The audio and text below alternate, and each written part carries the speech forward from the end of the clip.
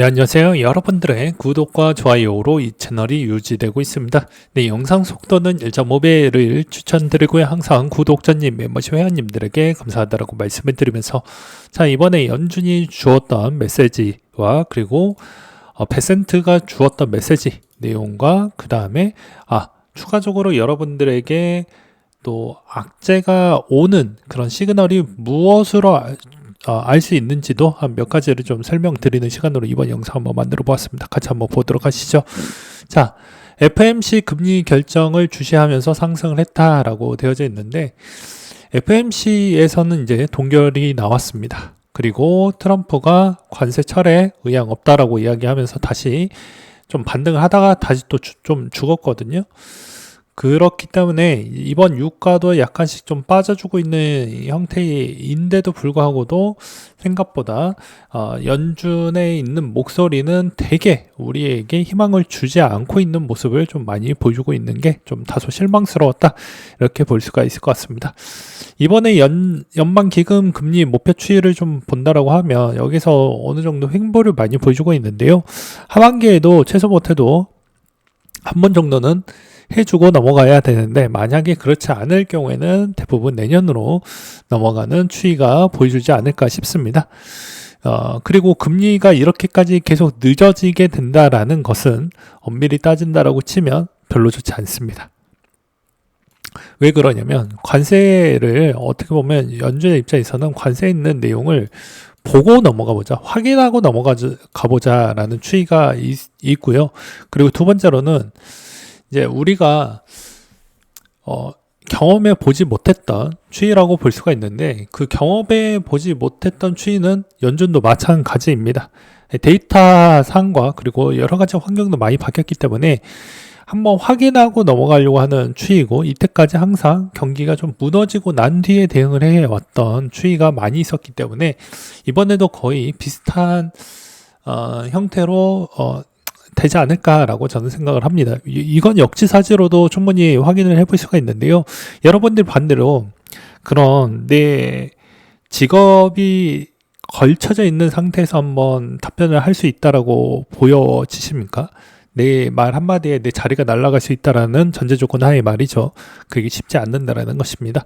그래서 아마 향후 1분기 거 하나 더 보고 분기 거 하나 더 보고 결정을 하지 않을까라고 저는 보고 있는 실정입니다. 그렇다 보니까 베센트 입장에서도 상당히 좀 골치 아파질 것 같다 보니 이제 채권 시장을 좀 안정화되기 위한 과정으로 카드를 꺼내서 SNR 개혁을 하겠다고 합니다. 미은행 보유국채를 SNR 이거를 재배를 하는 내용으로 좀 가져가고 있다. 그러니까 어떻게 해서든 은행들이 채권 부분, 국채를 좀 더 많이 매입할 수 있는 그런 환경적 요인으로 좀 가져간다, 이렇게 보는 게 맞겠죠.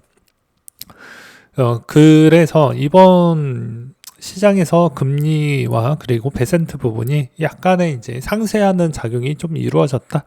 그리고 FOMC에 있는 주요 골자에서도 QT는 계속 지속된다라는 점이 조금은 아쉬웠다라고 볼 수가 있을 것 같습니다. 그래서 시장이 주었던 메시지는 아직은 좀 아니구나라는 걸 볼 수가 있을 것 같고요. 그다음에 이제 추이에서도 비트코인 이제 현물 ETF 유입량도 약간은 조금씩 힘이 많이 빠져나가고 있는 모습을 볼 수가 있을 것 같습니다. 5월 달에는 어느 정도 장이 나빴던 추이가 별로 없기 때문에 아마 긍정적으로 좀 될 확률이 저는 좀 높게 보고 있는 실정입니다. 그 대신 여러분들이 생각하는 게 정고점을 갱신하는 그런 구간이 이번에 연출이 될 거냐 안 될 거냐의 추이는 5월 달에 의미 있는 자리까지는 와야 된다라는 것인데요. 이걸 저의 개인적인 형태로 재해석을 좀 해드린다고 하면, 자, 제가 맥디를 좀 많이 본다고 했죠. 맥디를 어떻게 보면 이제 맥디를 볼 때도 맥디도 짧게 보냐 아니면 넓게 보냐의 차이인데, 수치감은 대략 이렇습니다. 그러면 맥디가 제가 저번에도 뭐라고 했습니까? 맥디가 한번 꺾이는 형태가 여러 번 나오게 되면 힘이 많이 빠진다라고 했죠. 이게 이제 월봉 차트인데, 맥디의 민감도를 좀 더 주고 싶다라고 하면 수치값을 좀 더 타이트하게, 그러니까 수치값을 적게 넣으면 됩니다. 작게 나오면 돼요. 그리고 오히려 좀 시그너션을 좀 더 디테일하게 보고 싶지 않는다. 좀 더 둔하게 보고 싶다. 그러면 값을 더 넓게 잡으시면 됩니다.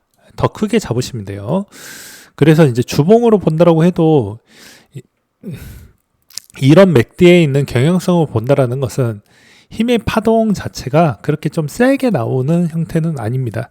근데 여러분들은 단기적으로 어차피 3분기 정도 때부터는 비트코인이 원래 통상적으로 매우 안 좋았던 시기였기 때문에 웬만하면은 2분기에 조금이라도 반등에 따른 여지가 붙여주어야 된다라는 것도 있고요. 그 다음에 이제 추가적으로는 월봉 차트 기반에서도 이제 한번 꺾였던 포인트가 있기 때문에 여기서 한번 꺾였던 이 포인트에서 추가적으로 더 슈팅이 나올 수 있을 만한 그 가속도가 나올 수 있는 기간이 머지 않았다라는 겁니다. 무슨 말이냐면 움직일 수 있는 포인트에 있는 추이가 한번 닿기 시작을 하면 재빨리 이제 한 번 더 상승할 수 있을 만한 가능성만 횟수만 그 기간의 안에 도래를 했었을 때 그 기간 안에 어떻게 해서는 펌핑이 나와야 된다는 거예요.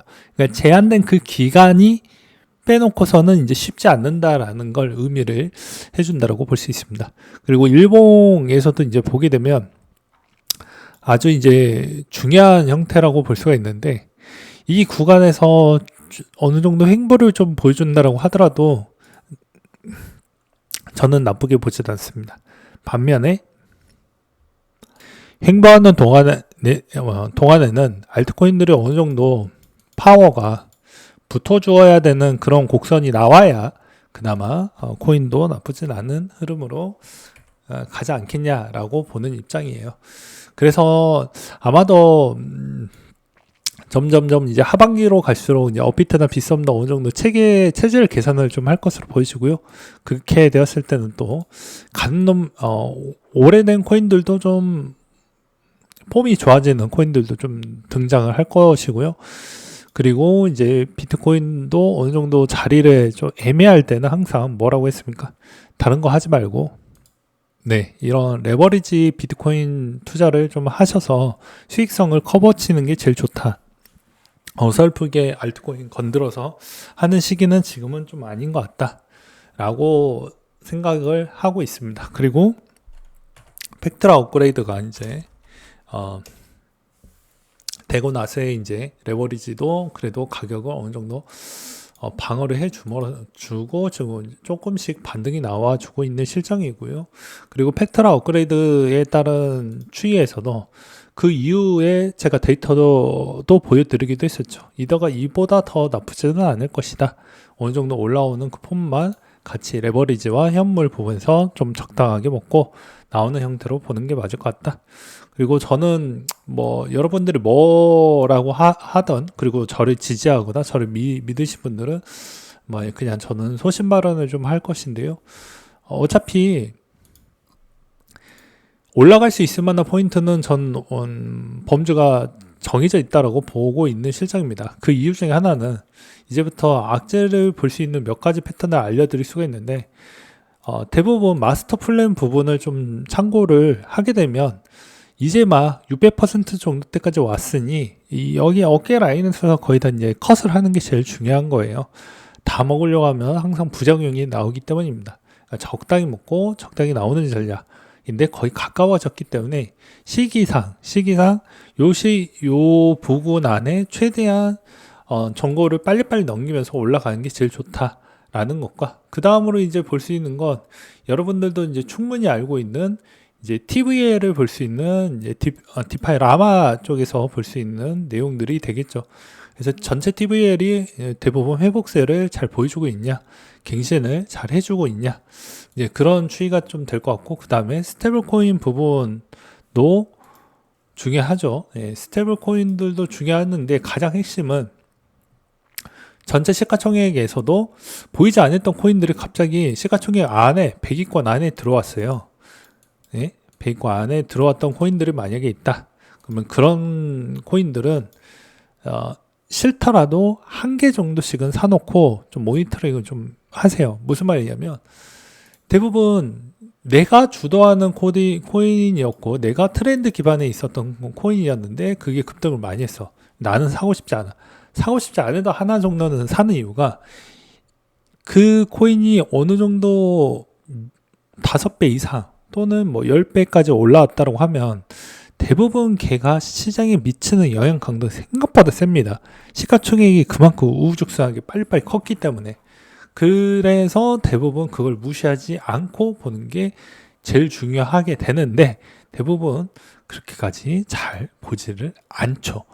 네, 그런 점이 좀 있고요. 그 다음에 또 볼 수 있는 건 비트코인하고 이더리움하고 그 다음에 알트코인이 있는데 이 비트코인하고 이더리움하고 알트코인이 덩달아 다 같이 올라갔었을 때는 상관이 없습니다. 근데 대부분 이제 비트코인이나 이더리움이 이제 어느 정도 한 20%에서 30%씩 조정이 나왔을 때는 그때부터는 좀 다르게 볼 필요성이 있다. 왜 그러냐? ETF 때문에 어느 정도는 영향을 받기 때문에 알트코인에게 돈이 선순환 패턴으로 갈 수 있을 만한 확률이 확 줄어버렸기 때문에 이런 이야기를 하는 거예요. 그래서 비트는 어찌 다양한 측면에서 구입할 수 있을 만한 환경이 개선이 됐지만 알트는 그런 게 없기 때문입니다. 그래서 간단하게 이야기를 하면 이런 패턴만 좀 보셔도 그렇게 크게 물리지는 않는데 단지 이제 여러분들에게 좀 연습이 좀 안 됐던 부분은 아무래도 심리적 연습이 좀 부족하다라고 저는 생각이 들어요. 이게 그래도 좀 더 가겠지라고 했는데 그 비용, 심리적 비용을 여러분들은 이미 실패 비용에 책정을 안 해놓고 일단 베팅을 해왔던 연습량이 훨씬 더 많기 때문에 이걸 받아들일 수가 없습니다. 근데 목돈이 계속 쌓이고 돈이 사이즈가 커지고 하다 보면요, 웬만하면은 내가 지금 많이 분석을 안 해도 돈을 벌 수 있는 시장인지, 내가 오히려 빡세게 공부를 해서 돈을 벌어야 되는 이 시장인지를 빨리 판단을 해볼 필요성이 있는 거예요. 그러니까 후반부가 되었으면 비트코인 주축으로 좀 투자를 하시고 이더리움 주축으로 좀 투자를 해놨다가 그 차익 부분만 좀 짧게 먹는 형태로 후반부를 보내는 게 전 맞다라고 보는 입장입니다. 왜냐? 자, 한번 생각을 해보세요. 비트코인이 내가 들어가는 입장으로만 계속 보지 말라고 이야기를 많이 했죠. 그러면 자, 보십시오. 기존에 16,000, 그냥 대충 16,000으로 잡을게요. 16,000에서 최고점이 11만까지 찍었습니다. 그러면 당연히 이게 내가 들어갔던 시점이 한 요 정도라고 9만이라 예를 들어서 뭐 9만에 들어갔다고 칩시다. 그러면 당연히 여기만 보이겠죠. 많이 안 올랐네 라고 하겠죠. 이거는 상대적이지 않습니까? 근데 역사를 볼 필요성이 있죠. 내가 산 시점이 온 세상, 온 우주를 내가 흔드는 게 아니고 내 기준점으로 돌아가는 게 아니고 말 그대로 비트코인에 있는 이 탄생 주기 기준점으로 돌아간다는 걸 명심하게 기억을 해둘 필요성이 있다는 거죠. 그러면 생각보다 많이 오른 건 사실이기 때문에, 자, 오른 건 사실이죠. 거의 585%나 올랐으니까 대략 한 600% 올랐다고 볼 수가 있는 것이죠. 그래서 엄밀히 따진다고 하면 다 내 기준으로만 판단을 하고 그 이기적인 판단으로 인해서 내가 얼마나 다칠지를 덮어버린다. 그리고 주변에 대부분 간신배 유튜버 분들밖에 없죠. 그래서 그게 문제라는 겁니다. 그래서 하반기 전략은 그냥 짧게 계속 먹는 형태로만 가져간 게 제일 좋아요. 그래서 그나마 덜 다치고 덜 수익 낼 수 있지만 하방은 안정적이면서 위에는 약간 좀 뚫려져 있는 형태라고 보면 이더가 그나마 좀 수익성은 좀 나쁠 수는 있어도 그나마 좀 동참하기가 나쁘지 않을 것 같아서 이제 이번에 매수 부분을 진행했던 부분이 있습니다. 왜냐하면 솔라나 같은 경우는 아직 이게 오랫동안 다졌던 포인트가 별로 없다 보니까 판단하기가 좀 어렵다라고 볼 수가 있는 것이고요. 그런 차이점으로 이제 솔라나를 왜 구입을 안 했냐라고 물어보시는 분들은 이번에 답변으로 이렇게 좀 설명을 드릴 수가 있을 것 같습니다. 그리고 이더리움 부분에서도 이더리움 네임 서비스랑 이더리움 클래식도 같이 한번 보면서 대응하시면 아마 도움이 되지 않을까 싶습니다. 네, 오늘 내용은 여기까지 준비를 했습니다.